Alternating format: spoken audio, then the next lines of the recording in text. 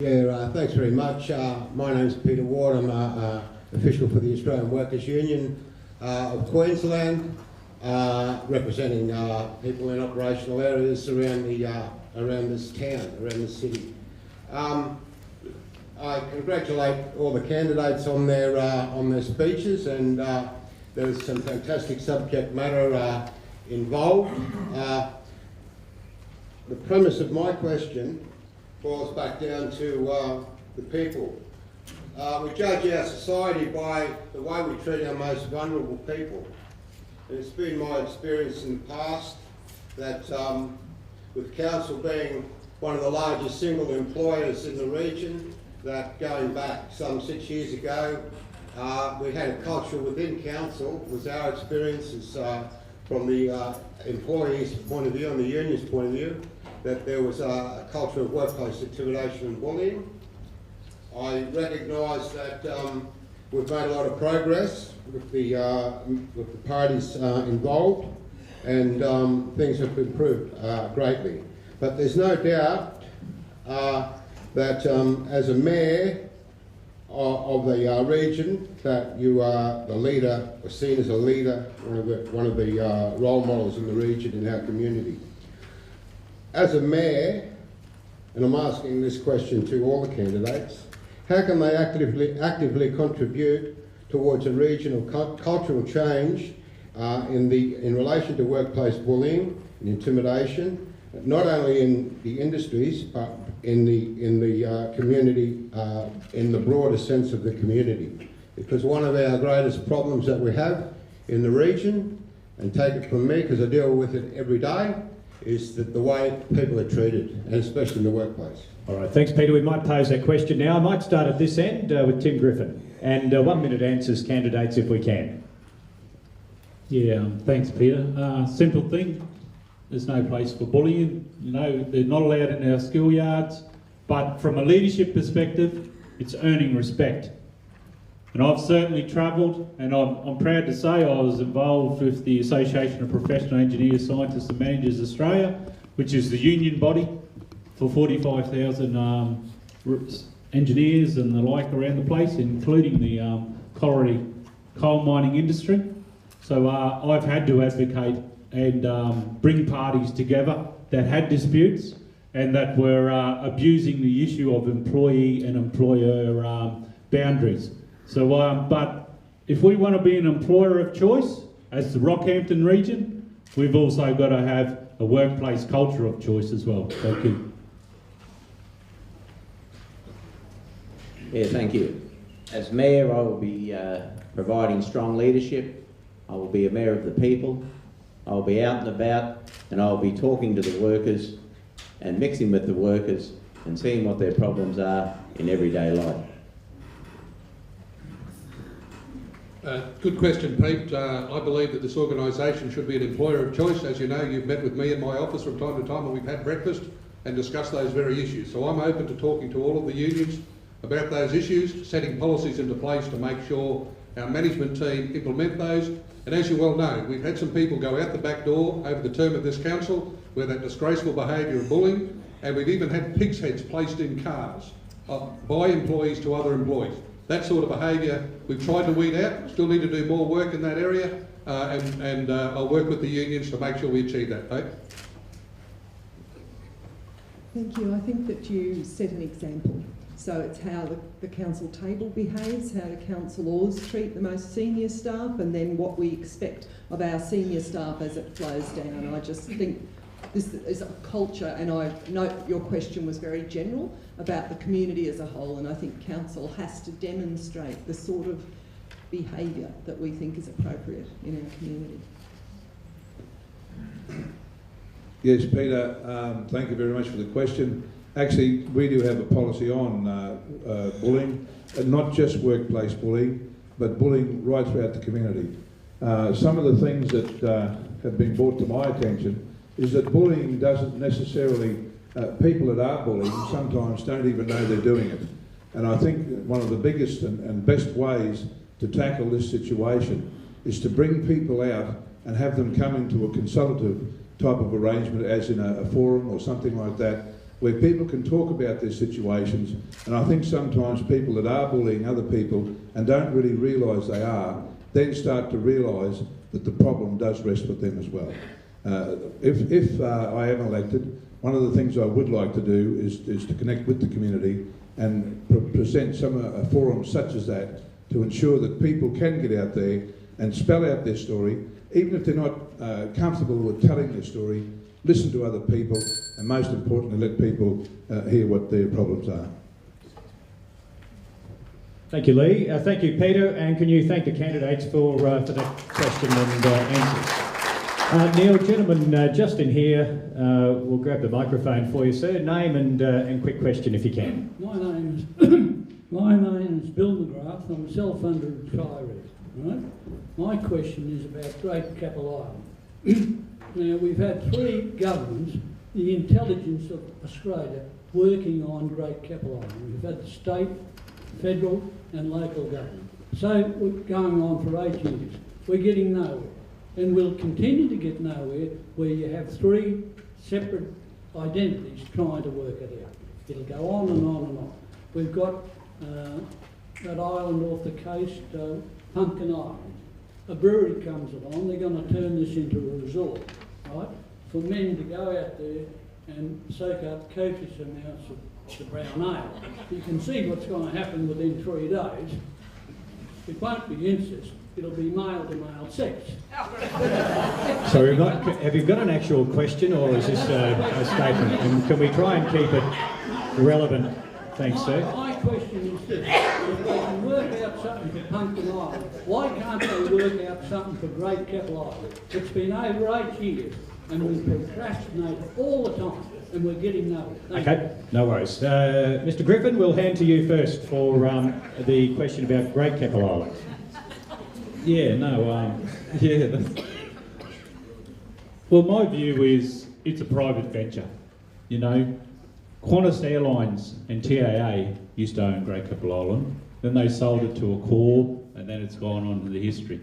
Our role from a council is to make sure our community requirements are met and that we're able to facilitate the discussions. But ultimately, it is a commercial decision of the owner, which at this point is Tower Holding, and just as Gladstone has Heron Island out there, that is a private venture there as well. I don't see core business for councils being involved in island tourism management. We will facilitate the process.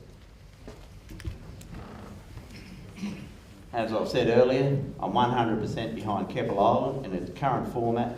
No more buggerising around, let's hurry up and get on with it. And it's mainly to do with the federal government, and we want it sorted out now, not tomorrow.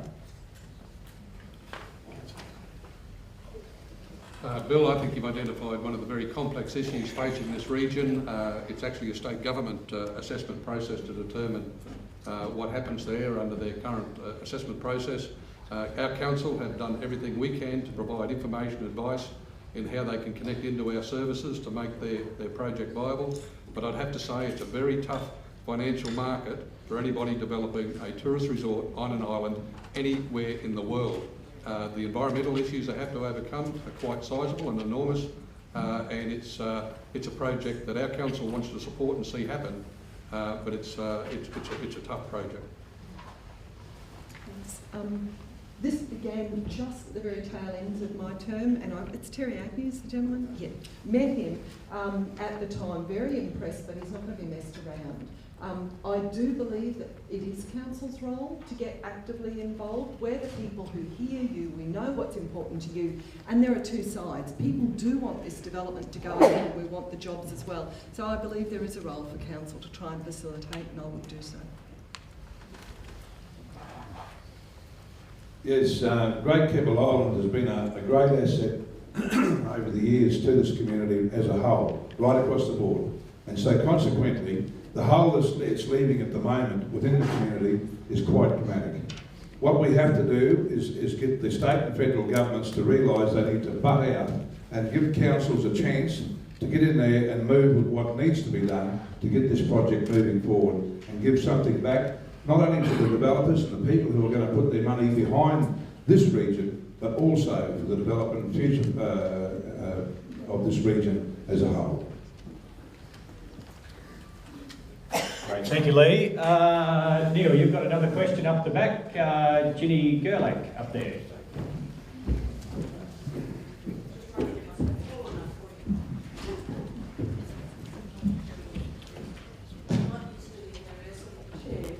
Hi, my name is Ginny Gerlach. I'm the coordinator of the Capital and Fitzroy Delta Alliance. And I thank Councillor Carter for his comments with regard to his concerns about the Port Alma coal port developments. I'd be interested to know the position of the other candidates with regard to those developments.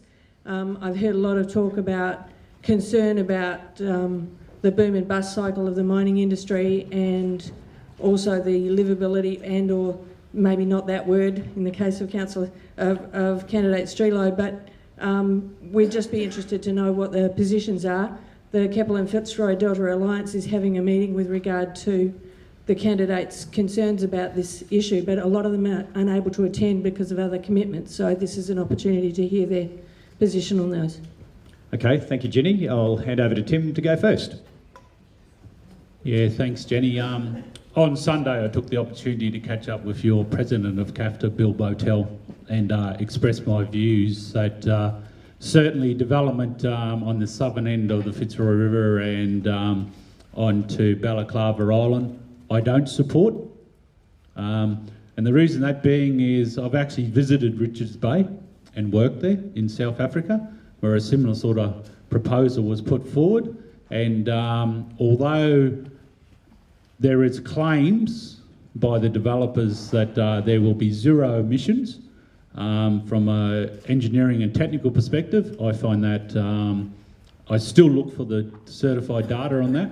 And with our prevailing winds that come on to the Keppel Sands and the Capricorn, Zilsey, Emu Park area there, we're going to be copping it most of the time. And is that a scar we want to leave for future generations? I firmly believe innovation will change the way we use energy in the future, and it'll be out there, and future generations need to enjoy that recreational area.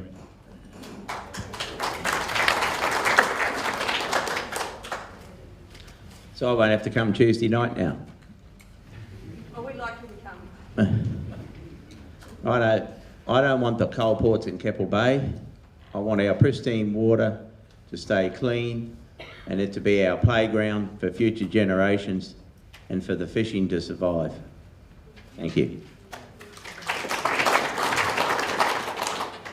Jenny, I stand by a council resolution that we took just recently where that decision of council on that matter needs to be held over. It needs to be a fully informed decision, and I'm committed to making sure that we engage with our community and we go out of our way to engage more effectively with our community to understand the impacts of those projects, and that certainly is a decision for the future council. As I said during my presentation, that is the single biggest environmental issue facing this region in the next decade.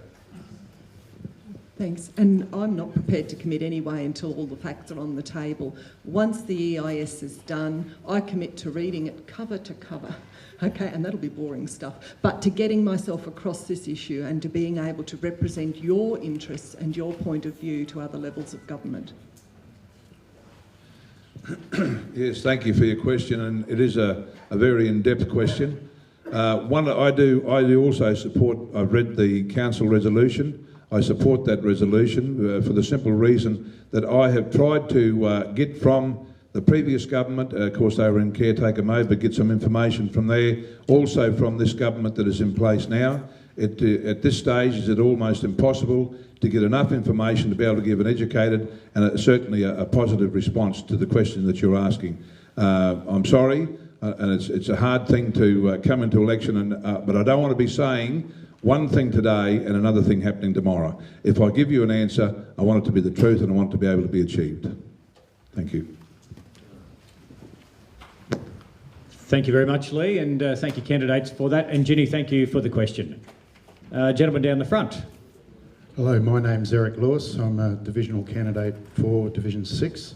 My question to the potential mayors is, this stingray incident. The grazier graded the road for us, did it for nothing. Okay, he used to grade that road for Livingston Shire. He knew what he was doing. Okay, every other council during the flood was pleading to their graziers to go out and grade the road and fix flood damaged roads, and then they'd pay them. What were we doing? Bullying this man when he was doing us a favour, and also $50,000 of our money was wasted on lawyers to give the man a $1,000 fine, and we've been nationally embarrassed by this. People come from other states and say, what are we doing? This was just stupidity. What are you guys going to do? Thank you. Tim, I'll start with you. And Brad, this is out of the courts now, isn't it? It's done and dusted, so you're all free to discuss openly. And okay, terrific. Well, I can't speak on behalf of the actions of the current administration in that issue, but I'm a people's person.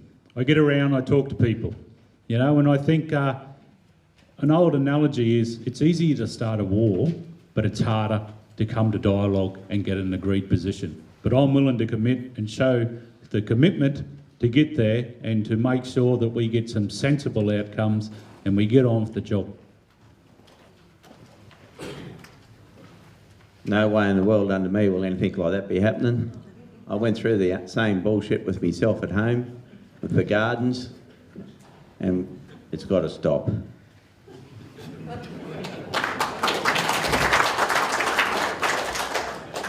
Ladies and gentlemen, I guess I'm going to adopt the unpopular position here today, but I would like to take time just to explain to you a bit of background. Firstly, we work very closely with many people throughout our rural communities in repairing our assets after floods, after rain events, after bushfires, where we give an authority and an approval for them to fix the assets that have been damaged. And we have an arrangement in place that works well. In the case of Mr Ray did not improve the road as the question led. He actually destroyed the road, 14 kilometres of road. The surface was taken off the road, the gravel was pushed into the table drains, the gravel was washed away. That cost you and me as ratepayers money to repair. Secondly, the issue is that had Mum come over the hill in a car with kids, there was no safety equipment as he had his blade down, grading a road in a very unsafe state. Any road construction requires proper safety issues.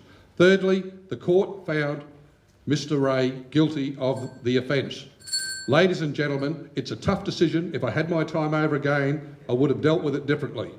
But you expect us to protect our local laws, to protect our assets that you have invested in as ratepayers.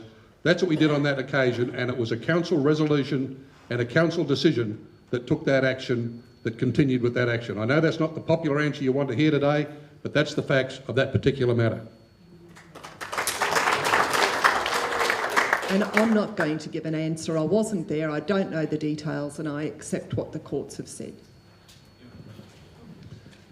Ladies and gentlemen, not only do I know Stinger Ray, but I've been up that road a few times just lately. One thing I can say, and you know, if there is so much damage done to the road, why hasn't the council gone along there and fixed it? There's been no work done to that road since that time. As far as I'm concerned, if there was that much damage done to that road, they should have been up there the next week and sorting the damn thing out after the evidence was proven one way or the other. The other thing is that Stinger has done that road on numerous times before, I believe. Look, if he's done that, he must have had some signs. If he didn't have signs, well, there's no worries with the signs before, so why is there a problem now?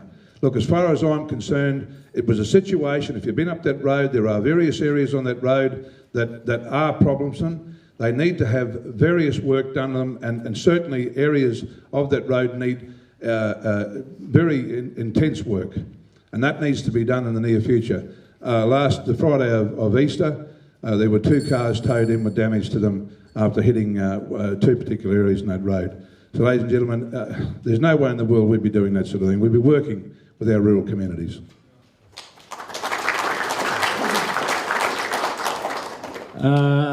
Sorry, Neil, just down here, Richard Wilson. Thanks, Grant. Richard Wilson from beautiful Keppel Bay.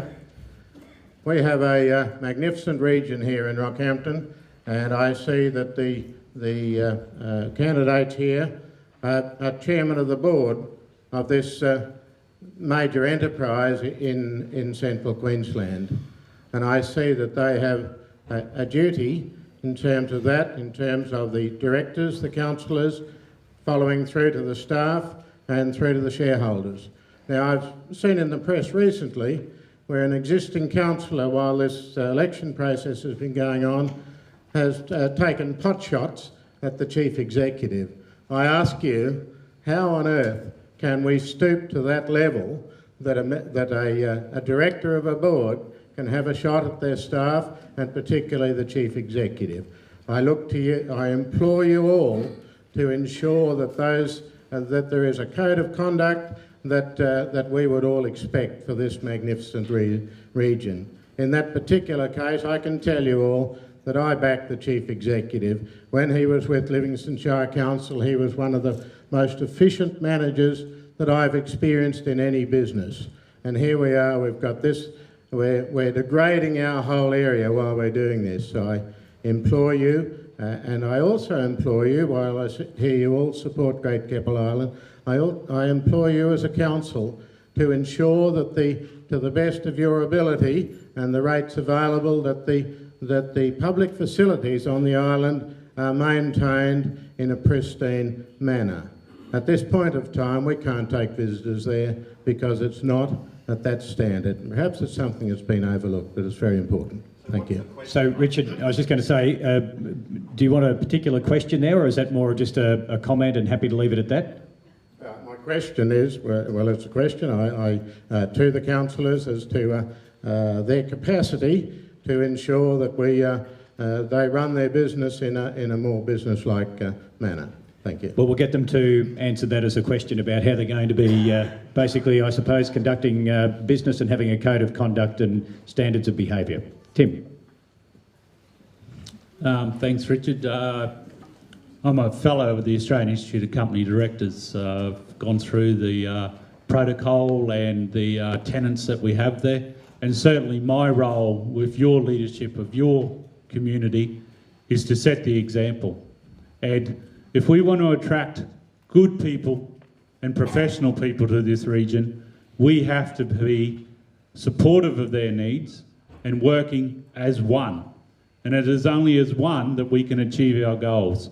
And I've certainly had to bring groups from across Australia together that have diverse and very passionate needs, but we take them on the journey, and my leadership style will take them in the one direction together. Thank God the Swarton era has come to an end. As Mayor of the Rockhampton region, I will be leading with strong leadership and promoting unity and making all the councillors accountable for their actions, and they will be more accountable for what happens in the community instead of just sitting there and the way it is at the moment, that the CEO and the managers are responsible and the councillors themselves will be responsible.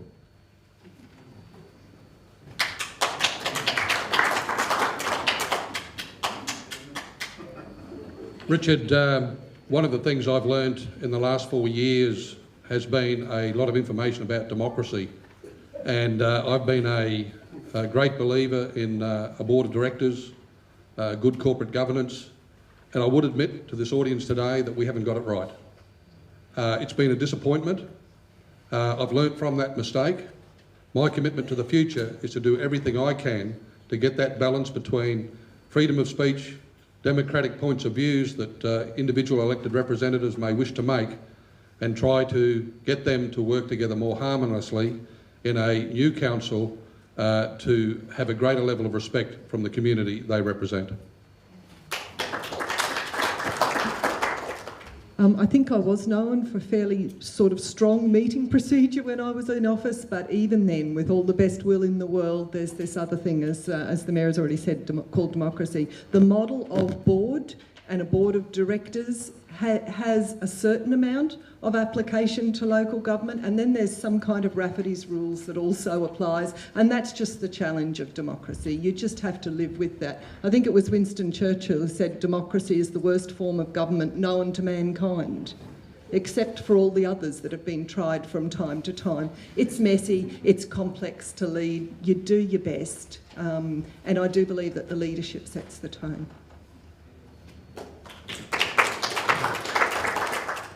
It's also said that the best committee to be on is a committee of three with two away.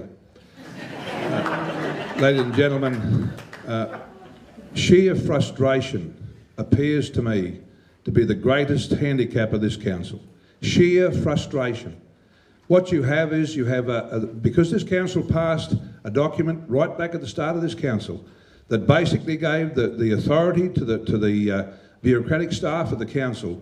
Now they are coming in and driving into the council various situations. They are walking away from various parts of council that are very much important roles for the councillors to take through to the bureaucratic staff and then down into the workforce to get things done. Sheer frustration causes that sort of thing, and that will not stop unless you get real proper meeting procedure and things in place so that people that are making decisions can make decisions, and those people who have the job to carry them out, not the other way around.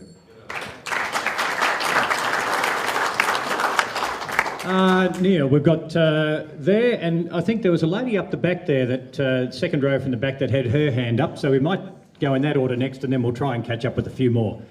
Sir. Good afternoon to you all. My question's actually directed at Mr. Doblo, but certainly provides scope for comment to everyone else. You mentioned that you were looking very much to decrease the deficit, and simple economics leads us to believe that you either increase income or decrease expenditure to do so. I was wondering which you would prefer to do and some of the measures you'd take to facilitate that. Sorry, so just your name, Daryl Newsom. I'm just a student here. Daryl. Yeah. Okay, no worries at all. Thanks, Daryl. I'll just pass to Dominic first, and then the other candidates may wish to comment on that. Sorry, mate, what was that again? You were looking to reduce the deficit, which I find quite commendable. Unfortunately, simple economics leads us to believe that you either have to increase income or decrease expenditure to do so. I was wondering which you were looking to do and some of the measures you take to do so. Both.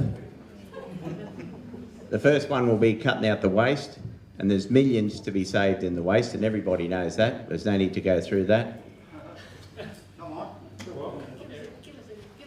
Well, I went through it before, I'll go through it again.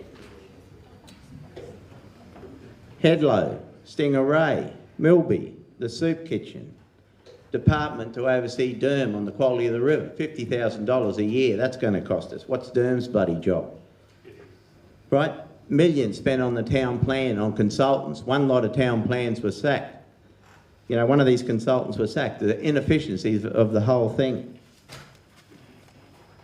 Pothole brigade, going out to fix potholes, and because they haven't got the paperwork to fix that pothole over there, they've got to wait till they get the paperwork and go back and do it next time.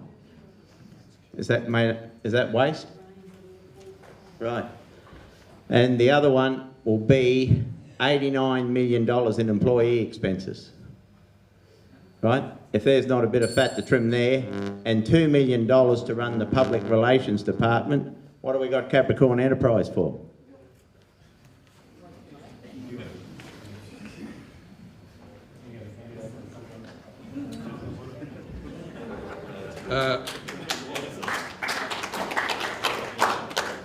I'd just like to draw a separation between the term debt and deficit. We had a deficit as high as 9.5 million. The deficit is where our operational expenditure exceeds your revenue, and the key issue there has been not putting away enough money through depreciation to fund the replacement and renewal of our asset base. We have reduced that deficit. This budget, the deficit will come in at 9.5 million. Next budget, the deficit will come in at 1.5 million. In the 14-15 budget, the deficit will be we won't have a deficit, it will be in surplus. I'm not advocating a substantial reduction in debt. Our debt will grow over time, as per the long-term financial strategy that has been endorsed by Queensland Treasury Corporation, the toughest financial scrutineer in this state. And we need that in terms of two big things that are impacting on this region. Population growth and getting the infrastructure in place to support that population growth, and the need to have a singular regional landfill facility which is critical to the development of this region in accordance with environmental requirements. They're two key issues impacting on us. In time, the deficit will reduce Thank you.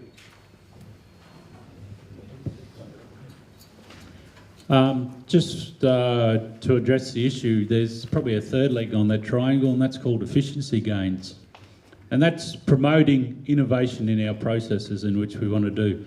So there are a lot of experienced people in our council workforce, but the frustration the front line tell me is about the layers of management, getting it through. Now, I had an incident where there was an issue related to myself wanting to be out at the Heritage Village and the markets. That went through 7 sets of hands. 7 people for an email to say, sorry, you can't come, after I'd been there a couple of times before. 7 sets. We need to empower the people at the front line to do the delivery. And then from the Queensland Treasury Corporation sense, they call our credit rating definition as moderate, which means we have some record of reporting minor to moderate operating deficits, but we have significant operation deficits which need to be addressed. And the Mayor has talked about it's going south. My question is, why did it go north in the first place?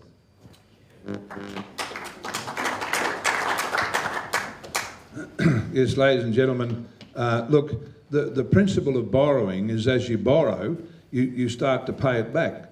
This debt has gone over the last 4 years continually up. I've always been taught in my early days of business, it's very easy to spend money, but it's very damn hard to pay it back. And when you've got your budgets in place, the money that you earn within what you have, your income, you have to make sure that you get the best benefit out of that money before you start borrowing. And when you do borrow, make sure that your borrowings are well in line with where you can counter and keep it back. My concern here, and I've only got a minute to talk about this, so I've got to rush it through. My concern here is that with the level of debt now and the level of debt that has actually been applied for and approved and will be drawn down on, will bring us up to around about the 240 odd million in the future. What are we going to do if we have another major disaster in this area that could cost us anything up to $100 million? Where are we going to be then? It's all right talking about how you're situated now and where you're going to go, but where are you going to go if the state and federal government can't back you up and you've got to borrow money to get yourself out of it? That's the problem you've got to think about, the rainy day.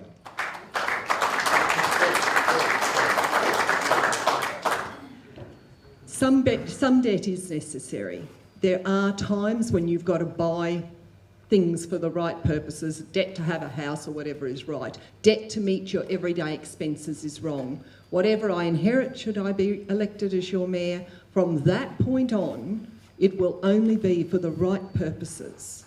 There are some real challenges when everybody's got their own red light specials they want to buy. That's the bit that needs discipline. That's the bit that needs discipline. Thank you. Now, just we have got one lady who's been, sorry, just in front of you, Neil. This lady just there with a hand up has been very patiently waiting from close to the beginning. Ma'am, your name and question, thanks.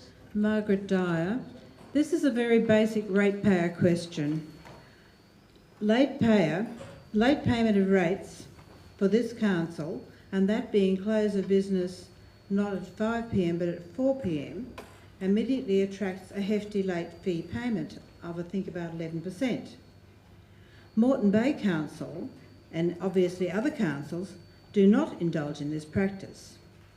What will the new council do about this bad and unfair practice, and what part of financial management does this practice satisfy? Thank you. I'll start with Tim. That's certainly a council policy decision. You know, it's been made around the table. So the new council coming in needs to understand the cost of living impacts. I set out in August last year. That's the responses I got back with the cost of living impacts on people. And what you're telling me is not unique, particularly those that are on fixed incomes. So the table needs to look, how do we instill confidence back into our council and benchmark what our late fees or discounts may be to assist with our cash flow and our budget. I think those rates and discounts have been in the Rocky City Council for years, and there has to be an encouragement for people to pay their bill on time. Otherwise, no one's going to get round to paying their bills. All councils have a difficulty with collecting their rates, and there's always a small percentage that don't pay.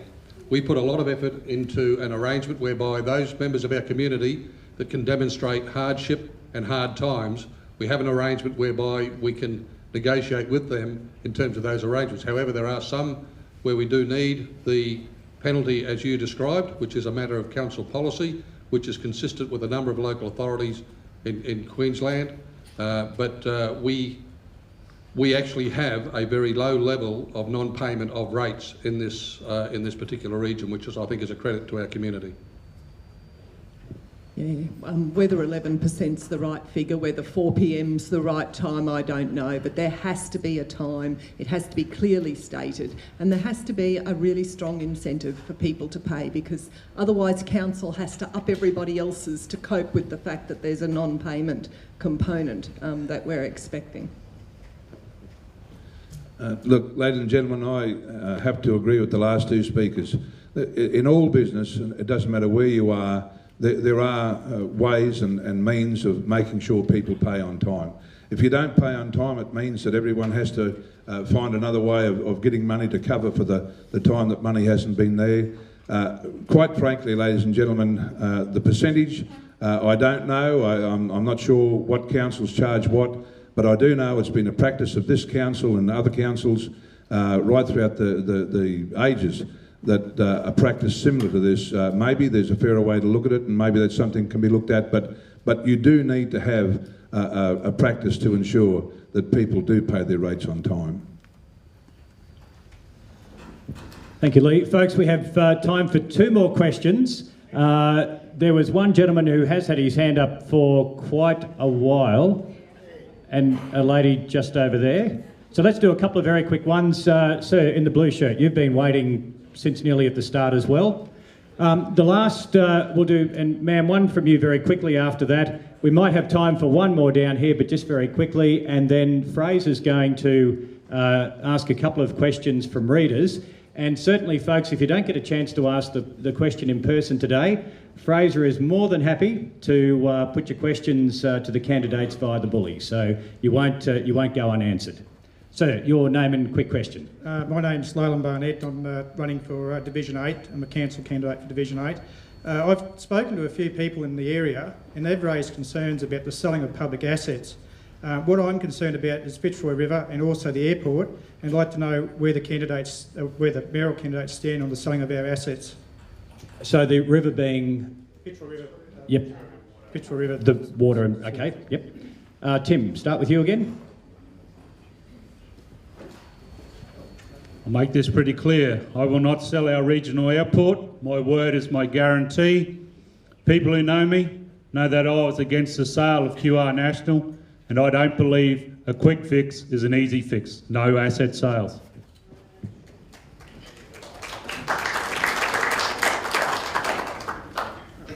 I'm in the same boat, no asset sales. You can't sell Fitzroy River water, and the airport is generating $3.7 million net dividend into council coffers at the moment. Council's position currently, as a policy position, is not to sell the airport. My position is that we need to have a price path to generate a reasonable level of equity, a reasonable level of return on the equity of our investment in that airport. Over time, I think we should retain it and get a good return from it. It is a great asset, it's a well-managed asset. And this question was raised when I was mayor as well. I am fiercely against the sale of the airport. I don't see why there's an assumption that just because council runs it, it could be run better by somebody else. Let us get that profit. And it's sort of very nice in the budget. Thank you very much. So no asset sales. I am concerned about public-private partnerships though, and what might be up for grabs with those. Ladies and gentlemen, there's no way that I would ever consider selling off the assets within our council, our region. Look, the water, for a starter, just quickly, the water is very important. We need to know, as a council, that we have control over the way things are going to be operated out there, and that we know the quality is going to be there that we are dictating we require back for the community. The airport, I just said to you earlier on, the airport is one of our greatest assets. It's the only port we have. We don't have a seaport. It's the only port we have to get people in and out of this area. I talked to you about introducing freight. We bought that in years ago. We tried to get it moving. I was out of council before I got it underway, but I guarantee you I'll be getting that back underway if I get back in there again. The airport is a great asset. We'll be keeping it and we'll be developing it for the future. Thank you, Lee. Neil, quick question from lady at the back. Hi, my name's Joanne Sortel and I'm just a ratepayer. My question is to all the mayoral candidates. I'd like to hear their opinion on the council's prosecution of existing legal cases against ratepayers and developers. I'm sure everybody remembers the Stingray case. Popular opinion was that the council should not have pursued the case. At the time I agreed, but in hindsight I realised that the council was setting a precedent. In recent mayoral candidate releases, I get the feeling that there are certain candidates who believe that it's a waste of resources to proceed with some of these cases. As a ratepayer who will be adversely affected in this situation, I would like to hear from each candidate what their plan of action is regarding these cases. Will they sacrifice a few ratepayers by rolling over and allowing developments because it saves the council money and resources, or will they actually look at each case and prosecute on principle? Okay, thank you. We may have already had that partly answered before, but I'll quickly pass the microphone down just for any further words on that one. Yeah, thanks, Margaret. The issue there is, from my perspective, you assess the case on its merit. And my training as a professional engineer teaches me to deal with data and fact and look at it on a merit, but a common sense approach and mediation can sometimes save the high expense of going to court challenges. But there are times when you need to do it, but at the last resort, not as a standard operating procedure.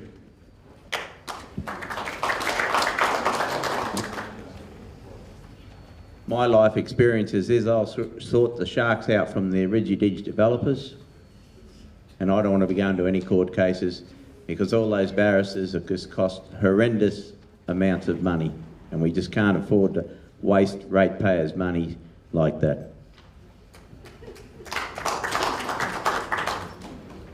I certainly concur with the issue that we need to make sure that we think very carefully on a case-by-case basis as to whether we do enter into legal action or not, and that is something that this council does consider regardless of what the public opinion might be. There are times when we have no choice. In a planning and environment court and planning decisions, you make an approval or a refusal to a decision. Depending on who you're dealing with, the applicant, you can end up in court and you have no choice but to defend the council's position. That sometimes is issues beyond our control when somebody else decides to issue or proceed with legal action. The case in question that's been very topical recently has been the issue with Bailey Civil Contractors on the pipeline. I need to make it patently clear that Mr Bailey has initiated action in the Supreme Court of Queensland against council. The issue is that council believes that we have fully complied with our contractual obligations in payments made for a $53 million pipeline. If there is a need to pay additional costs, as some public commentators have said, we're talking about $5 million to $7 million being paid to a contractor that we believe we do not need to pay. We need to defend ourselves, and that decision was taken very, very carefully, and we have entered into negotiations with the contractor, but the contractor is not wanting to enter into commercial negotiations with council. I guess really it's a question of whether this came to the table, whether the mayor's across it at the time. You can't make blanket, I'll never go to court or we'll always go to court. As you've rightly pointed out, council has to defend its laws or the toothless. So it's making a decision, it's making sure that the decision is consciously made, that it's not made at a very low level in the organisation to accelerate things. There is no doubt that if council is being stood on by a developer, council needs to stand up and defend itself. There is no doubt about that. However, I do believe that the lack of mediation with developers and with business, and I've spoken with many of these people, basically leaves it open to the fact that council is not allowing people to give proper outline as to where and what their problems are, nor are they going through and finding the way through it in proper mediation. The other thing is that council, it appears, and I've heard the Mayor say, that it's not his job to tell people how to develop. People aren't asking how to develop. People are asking what is council procedure in this area to carry forward with development, so they know how to do their planning. There's nothing worse than coming along and being told that you've got a 1 metre setback off a particular road, and then come back after you spent all your money on planning and setting it all up upwards of $200,000, and then council tell you that you have to make a 5 metre setback. That means you have to go right back and start all over again. That's what people are talking about, ladies and gentlemen, and that's not right. Thank you again, Lee. Look, sorry folks, we are going to run out of time for any more questions. I'm just going to hand over to Fraser Pearce. He's got a couple of questions from readers of The Bully who couldn't make it today, and then we'll do a wrap-up, have everybody out of here by around about 2 o'clock. Fraser. Thanks, Grant, and I've got to say that the audience here has covered actually most of the questions, so it won't take that long. Candidates, do you recognise that rate rises at up to 2 and 3 times the inflation rate of around 3.5% is unsustainable, and can you guarantee that rates will be kept down to an affordable level during your term?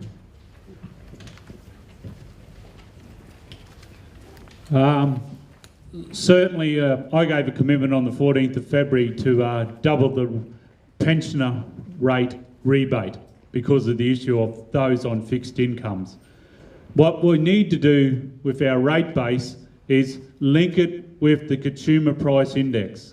But that means we have to rationalise or look for efficiency gains in some of our service delivery. And that may be not always travelling overseas to sister city relationships, just use technology such as Skype or things like that.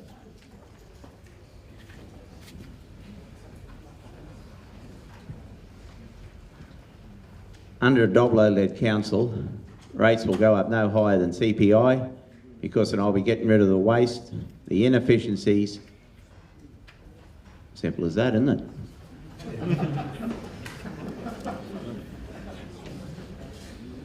Ladies and gentlemen, I don't wish to sound like a purveyor of doom and gloom, but there is some reality about the financial management of councils throughout Queensland. And rate rises being kept at CPI or below will lead to a reduction in services provided by those councils. Now, that's not my prediction. That's the advice from the Queensland Treasury Corporation and the Department of Local Government and the Local Government Association of Queensland. The cost pressures that council are under, I talked about the reduction of state government subsidies. The cost pressures that council are under, the roadworks, the road materials, the oil and the fuel that we use is about a 7.5% construction cost index that we have to wear in our roadworks. That's the reality of the situation we're dealing with. I am prepared to give a commitment that we will try to keep rates affordable in accordance with the economic environment in which we function. But with the significant reduction of state government subsidies and the other cost pressures that are on council, I do not believe that we should be reducing our services. While I was Mayor, I kept rate rises to perhaps a smidgen above CPI, but very close. But you must understand that CPI is based on a basket of groceries and some electricity. The things that council buys are not baskets of groceries and electricity and a bit of rent. They buy, construction materials, and look what's happening in our region. No surprise, the sorts of stuff that council has to buy to do your work has gone up a lot more than CPI. Ladies and gentlemen, look, what needs to happen and what we have to do is to broaden the rate base here so that the rate impact is not falling on individual ratepayers that are here now. We have the catalyst for that happening out here with the coal mining industry in our hinterland. We have to use the facilities or the income that's going to come from there to broaden our rate base and bring in more money into our community. There are around 3,400 blocks of land out there available, but developers aren't moving on them because of some of the situations we've been talking about today. For the council, some of these people have been working on that land for over 7 years. They've been trying to get it through council. That's why they're not moving on it. That's why there's problems out there, and that's why we're not getting these particular projects underway. If you take an average rate of $2,300 and multiply that by $3,400, you'll come up with $7,820,000. That's the type of income we're missing on a yearly basis. I know it doesn't sound a lot, but put it in with a lot of other things and you'll find a lot of money. What I'm trying to say is that then if you multiply that by 4, you'll find a figure of $31,280,000. That's what we've lost over the last 4 years. Thank you, Lee. Fraser, one more from your readers and then we'll do a wrap-up. Candidates, this region is facing a range of serious social issues and challenges such as poverty, rising poverty, housing affordability brought on by the mining boom, and youth crime. What do you see as our greatest social challenge and how will you address it? Thanks, Fraser. Good question. Greatest social community challenge is I want to foster a community that isn't about survival of the fittest. We need to give people assistance where they need it, and we need to share some of the wealth around, but not certainly a survival of the fittest, otherwise I could live in another country. Under a Doblo-led council, I have put 4 initiatives into place for them to save money. Number 1 is there's no more charges for green waste.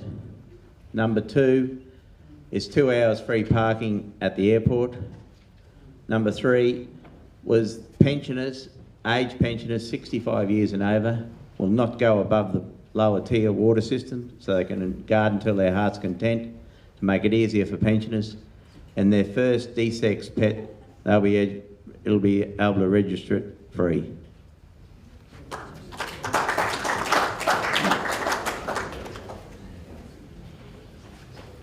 As I stated earlier, the greatest social issue facing this region is an environmental issue, and that's the impact of resource industry development and how that impacts on this community and how we work with that. The issue of whether we are stopping development is an absolute nonsense. I have just come from the opening of a $20 million building this morning, the sod turning of that.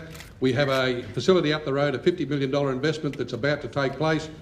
We have Gracemere as the fastest growing suburb with private sector investment developing houses there, the fastest growing suburb in Queensland. We have investors looking at this place to invest in. Council is not holding up development. The issue of having affordable housing is to make sure that we have plenty of land stock, plenty of housing stock. The fact that some developers can't bring their product to market is a commercial reality of the development they're involved in. But the greatest social and environmental issue that we have before us is the impact of resource industries and how that impacts on this community and how we manage it so that we can make sure that we get our fair share of the cake to have sustainable jobs for our current and future generations so that our younger generations choose to live in this region. I think the sorts of problems and challenges that have been outlined aren't simple, and they're certainly not the bread and butter of local government. They're the sort of thing that we can support community groups and networks to resolve, and I'd like to see local government put a higher emphasis on the little things that we can do to help the community to create its own healing network, I guess, and then to support state and federal government initiatives that come in. Ladies and gentlemen, by broadening the whole rate base, the people that are living here, what we are doing is we're going to bring down the cost of land because land will be available. We have to make sure that developers can move land into the marketplace and not be costing them extra money, because if it costs them extra money, it costs the people that come along extra money. Irrespective of what has just been said, I can tell you there are ending up to 4 and 5 developers that I have talked to that have been held up between 6 and 7 years over their developments. And it's not all their fault. It's to do with a lot of cases where planning has not been put in place. There are a lot of things that can be done within the community with council moving forward with the community to ensure that we engage with how the community wants to move. And that is the most important part of council. We are a service council. Thank you.